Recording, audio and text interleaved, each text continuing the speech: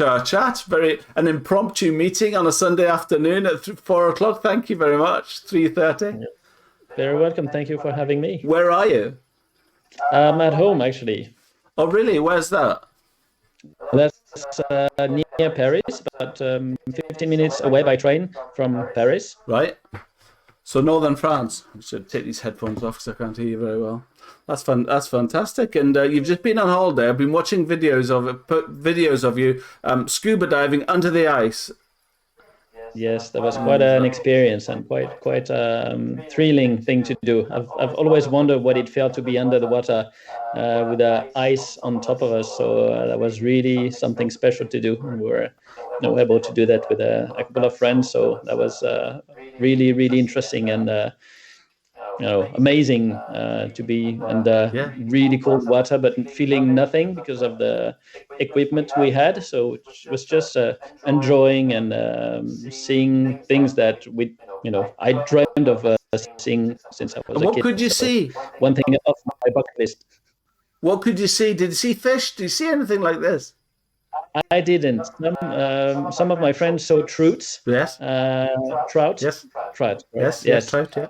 But it was a bit deeper than what I could do because I'm not a professional diver, so I had to stay, quite close to the surface while they could go a bit deeper and they saw some fish. Yeah. I think I would find that absolutely terrifying. The idea of being under the. Were you holding onto a rope or? No. It was just one of the professional divers with us, and he would take every one of us separately, and we'd just dive together, and he would, hold on to me the whole time. So it was not scary at all, actually. That's absolutely phenomenal. I would absolutely love to do that. And the idea of actually getting away somewhere in the UK, we have restrictions of 5 miles from home at the moment. You can't go anywhere. 5 miles from home is the furthest you're allowed to go over here. So it's everybody's fantasizing about holidays. So how far a drive was that for you? About 6 hours drive. Yeah. Nice. And did you stay? I guess you have a lodge. Is it in the mountains then? No. We just rented a place there. Very nice, lovely. So tell me about badminton. First of all, do you play badminton? I try to play once in a while, even though it's a bit difficult now, of course, like everyone. But I started playing when I was in university, around 20 or 21. Yeah. I was a tennis player when I was younger. Right. I played quite well. Not professional or anything, but I was quite good at it and I enjoyed it. And then one time I went to get a license in tennis to my university, and it was closed or it was full. Really? So with my best friend, we saw that there was a badminton court nearby, and people seemed to have fun. So we started it, and I fell in love with the sport right from there, and almost never stopped. Really, and the tennis stopped. Yeah, the tennis stopped, definitely, yes. Really, apart from maybe in the summer, no? Once in a while, but nothing compared to badminton now. I like it much more. And had you played tennis growing up at an early age? But until 21, you'd play tennis, in your teens? Yes, correct. Isn't that amazing? And what was it when you started playing badminton? Were you very competitive with your friend that you went with, or? Yes. Actually, when you play a racket sport, I think it can be tennis or squash or maybe even table tennis. I think you have the good coordination already. Yes. So we made really good progress in badminton. Yeah. And that was really nice. When you start something new and you get quite good at it early or quickly, then it's even more exciting. So we were very competitive, and it's an age where you like to challenge you in university. I see. And he was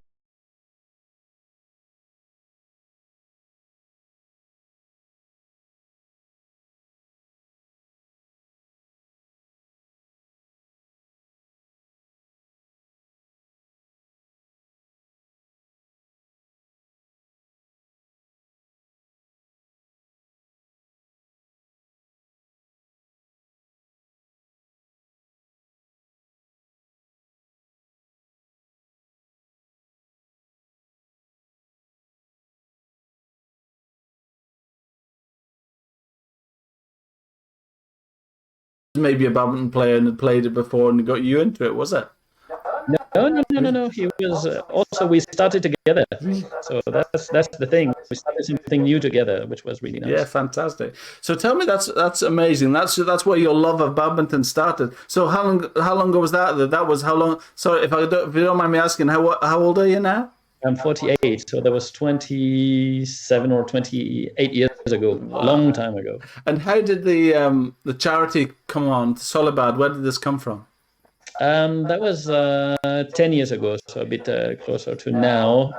I've actually, from my job, I had always wanted to do something together with friends for humanitarian or charity. Yeah. And since I was so much involved with the badminton, with my reporting and photography in badminton, Right. then I decided that maybe it was a good time to get my passion together and do something for charity through badminton. And I had good friends who helped me, and the environment was good to start at that time in 2009. Yes. So we decided together with Taufik Pihonyan, because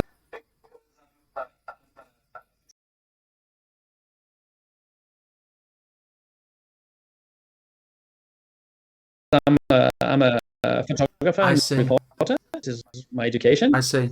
And I started touring the world as a photographer and as a reporter. So I know all these players from a long time. Yes. And I got good friends with some of them. And you chat and you exchange ideas, and knew that I was very much into charity. And we thought maybe give it a try and see if we can raise money and do something good with the sport. It's been so successful, right? So how many? Mostly what I understand of Solibad. I mean, I'm a hobbyist badminton player, but I follow all of the most of the internationals and all the kind of associations around the world, and I see Solibad all the time advertising welcome and happy birthday to a representative from wherever. What are they called? They're not called represent. They're ambassadors, aren't they? Ambassadors. Yeah, correct. That's great. Yes. So how do you? So when did you? So who's your first? And how many have you got now? And how has that come on? Yeah. Well, the first one is Pi Hongyan. She's one of my best friends. She used to represent China, then came to France, and she was a very successful badminton player in France. And she reached, I think, at one point world number 2.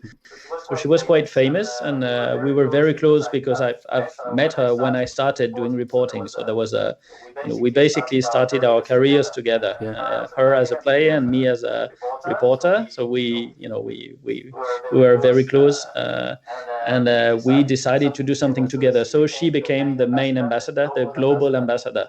And then we asked some of our common friends if they wanted to join us. And of course, Peter Gedde said yes right from the start, Nathan Robertson, and like I said, Taufik Hidayat, very big names in the sport. And then we got famous because of these people, because of these players. They were wearing our logo and trying to promote what we were doing. So that was really helpful. And then we just basically said, if you were a top player or a player in the national team and you want to join us, you just send me an email or you fill a form, and we explain to you what Solibad is about. And then if you decide to join, then you're officially an ambassador. So they're all volunteers for this. They do it with, of course, no money.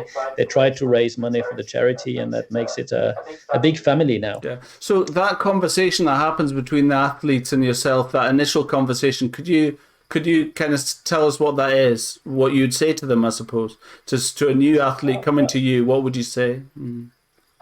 Well, first of all, it was mostly friends. So it was a chit chat between matches and when we were riding buses, going to competitions and stuff like that. And they all knew that I was very much involved in all that type of work, charity work. And they were curious. Some of them would ask me questions. What are you doing? And what are the programs?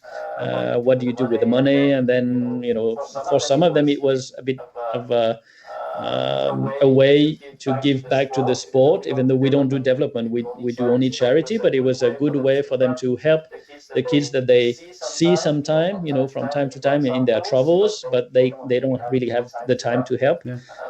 So most of them thought it was a good way to help Definitely. and letting us do the job, but they would do the promotion and help to make Solibad a bit more known to the general So public. can you tell us? And that Can you tell us what that is? What is Solibad? What does it do?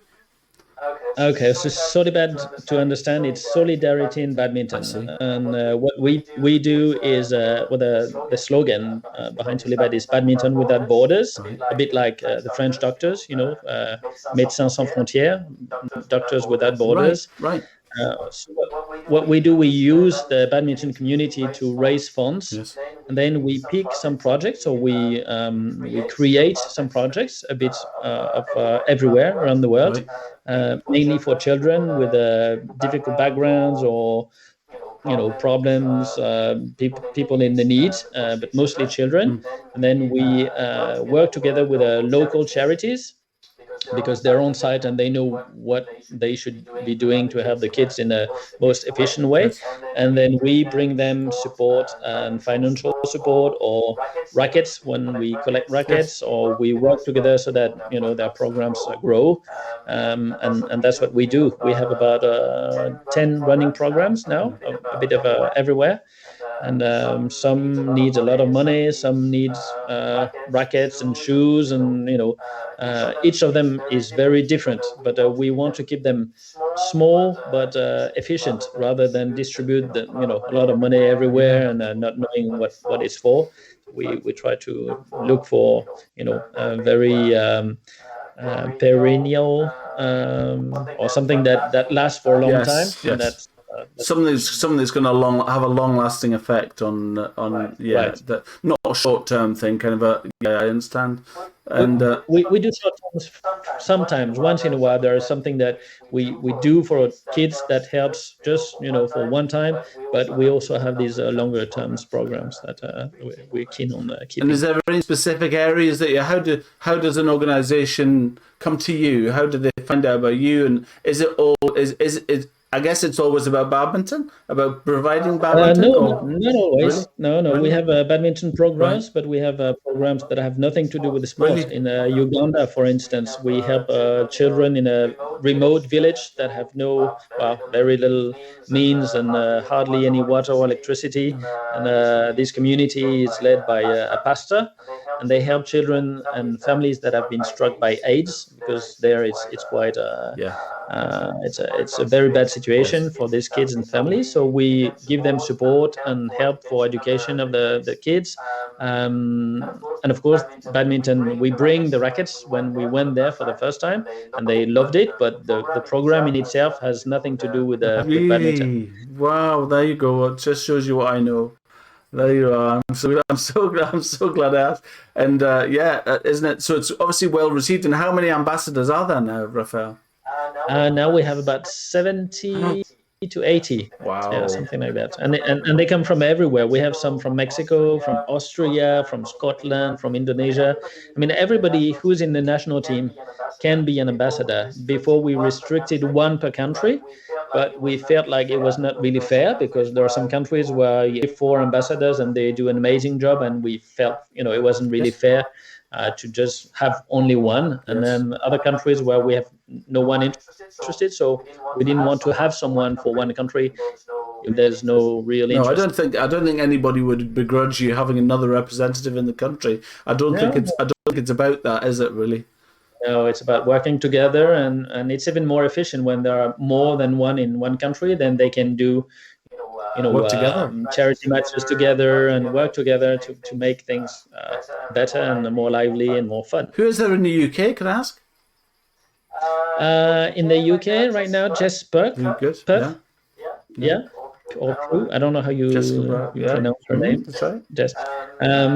We have the Adcocks for a while, who were ambassador for a while for Solibad, and then they went on to another charity, which is great. We're not greedy, or when people want to help other charities, it's for us. It's great. Also, it doesn't matter who we help, as long as people do do that. You need somebody in Scotland, right? You still need somebody in Scotland. You probably do.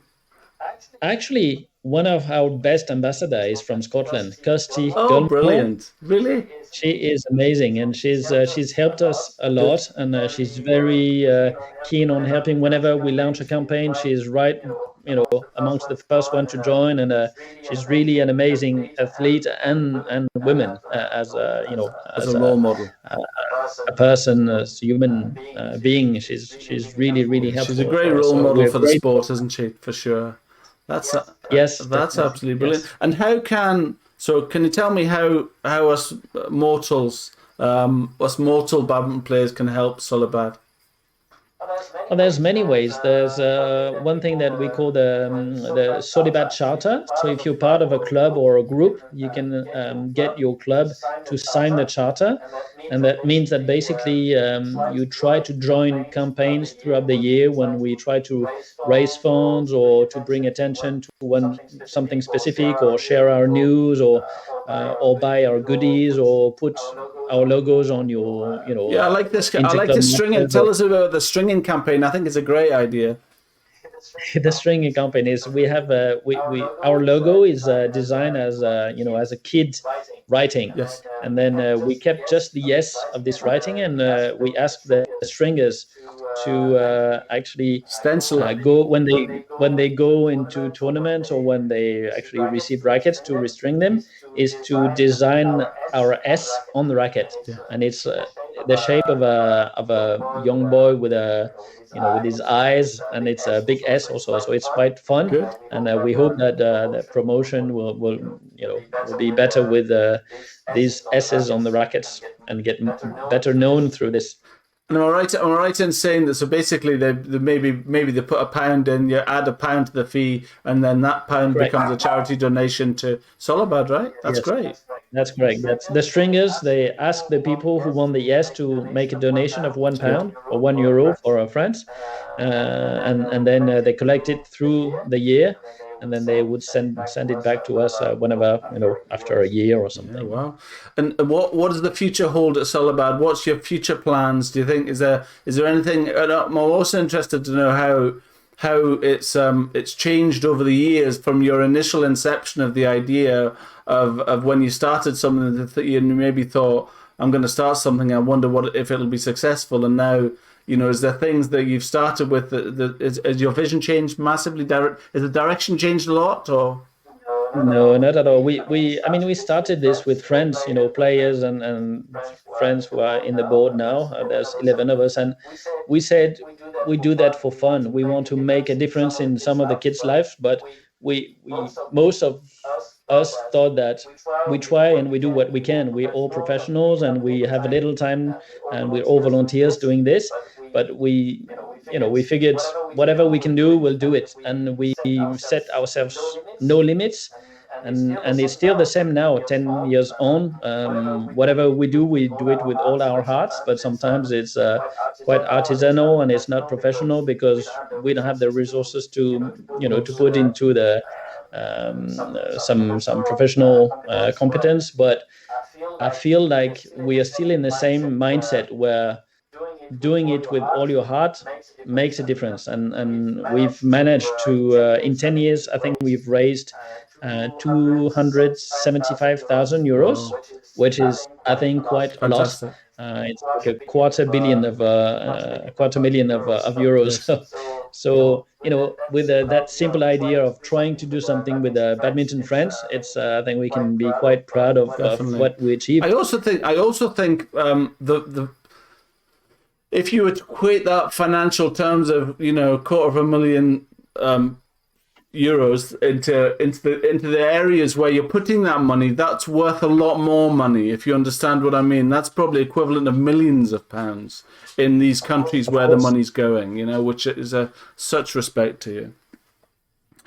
Thank you. Of course, it for us, like I said, we have that new campaign called 1% for Solibad, where some other to the restaurant, or it doesn't make much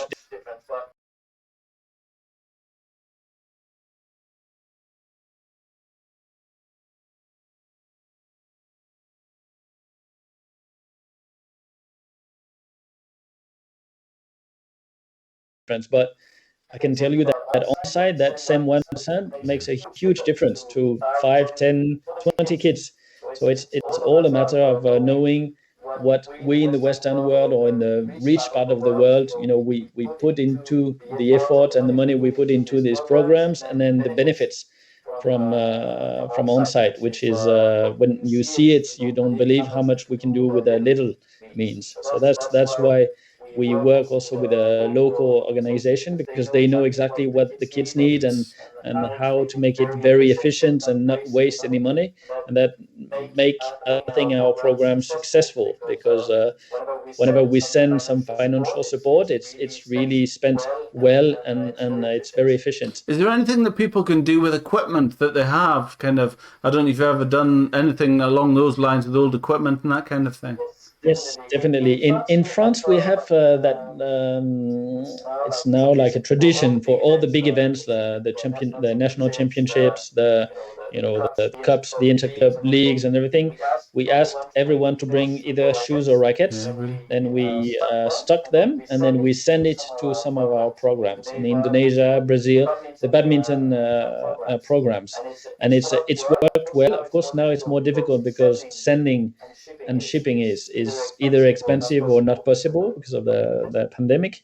But it's great to know that a kid from France not using his shoes anymore, or having bought the wrong size, instead of going back to the store, they just give it to us, and then there's a new pair of shoes that would go to Indonesia, to a kid that would never dream to have even shoes, let alone the badminton shoes. So it's I think it's a good symbol to share your badminton equipment with whoever is in the need for that. I agree wholeheartedly. And so we'll wrap up with that. That's been amazing. So if I presume that, can people contact you directly if they'd like to have kind of support you across the country, across the world, I suppose? Do they come to you directly? Is that the idea? Yes. In the website, you can you have a place where you can log on and ask to either make a donation, sign the charter, become a volunteer, or whatever the interest is that these people have for Solibad. We'll find a way for them to be able to help as individuals, as a group, or club member. There's so much to be done.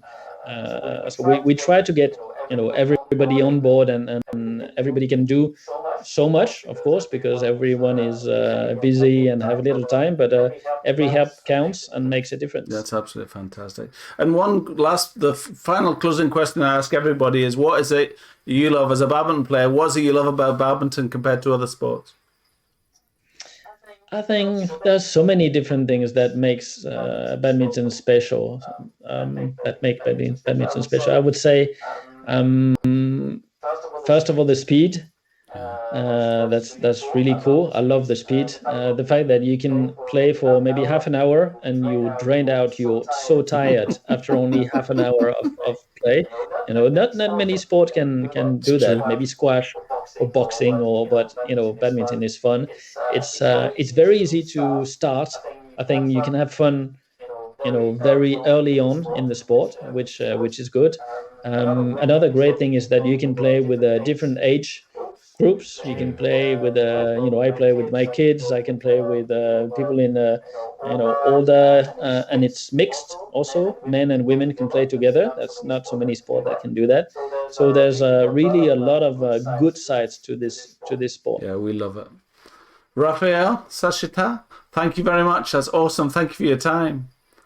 Thank you, Martin. It was great.